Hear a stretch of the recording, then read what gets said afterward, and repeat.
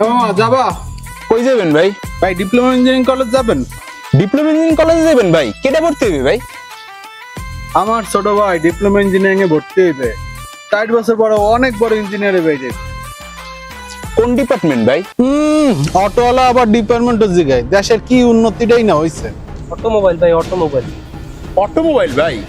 ওই জায়গাতে তো পাশ করে আমিও বাইরে হইছি।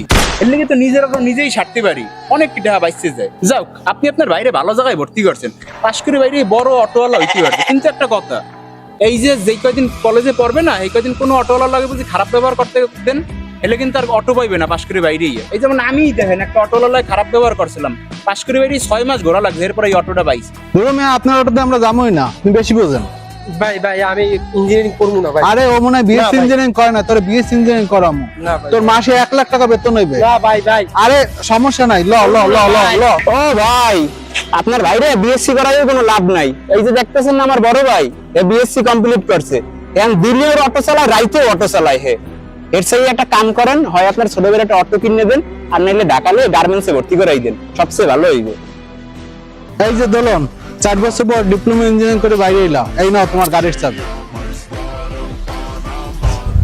এই এলাকাবাসী, আমি একজন ডিপ্লোমা ইঞ্জিনিয়ার। আমি 24 ঘন্টা অটো সার্ভিস দিয়ে থাকি।